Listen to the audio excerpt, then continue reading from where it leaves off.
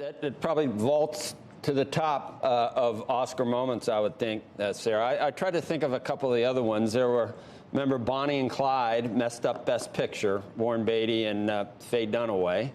I remember Brando. I remember George C. Scott. I remember Rob Lowe and Snow White. This takes the cake, doesn't it? Won't this go down in Oscar lore? Oh, absolutely. And I was there in person during that 2017 snafu that you referenced. And let me tell you, this doesn't compare, or that doesn't compare to this. What happened last night at the Oscars was so dramatic, so unexpected, that I think viewers at home were confused about how they should think about it. People in the room were confused about how they should think about it. And it's actually sparked a huge conversation about the future of jokes and speech, not just at award shows, but at comedy clubs. You know, do people have the right to go up and slap someone for a joke they don't like? Obviously, the answer is no, but because the Academy didn't do anything with Will Smith in real time, they let him sit there, they let him accept his award and deliver a speech. It's now become a debate online. Yeah, I don't know how that plays out. And I mean, obviously, that qualifies as assault. And there could have been a law enforcement could have actually, I guess, been involved. It does overshadow a lot of things that we'd probably like to spend more time on, Sarah, and that is that streaming. Netflix sort of pioneered it and had a great offering themselves, but Apple TV Plus,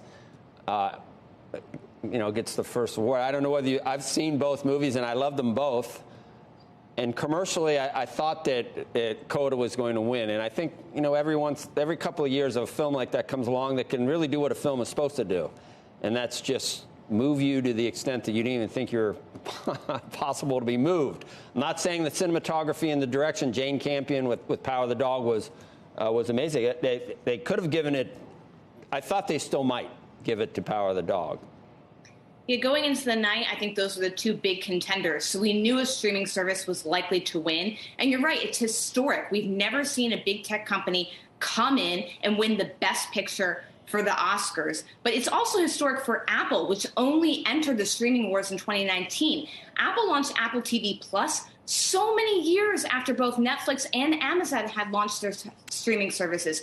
You'll recall, Netflix first received an Oscar back in 2017. So for them, this has been a long time coming. They've had 5 movies nominated for Best Picture. Apple, of course, this is their first time being nominated for anything, and they took home all 3 awards last night.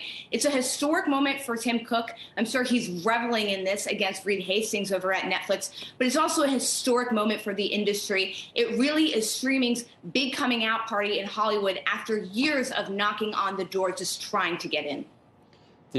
Will, what do you think the ratings? I figure ratings will be above last year, obviously, because it's in person. But we've seen the unbelievable decline in the last couple of decades in viewership and everything else. Is it possible to salvage this night? It'll be better last night, I think. I think ratings are going to come in better last night than they have been in their past 2 years during the pandemic. But I think you're right. There is a downward trend for all live events here, and it's not going to end because the Oscars had one good night.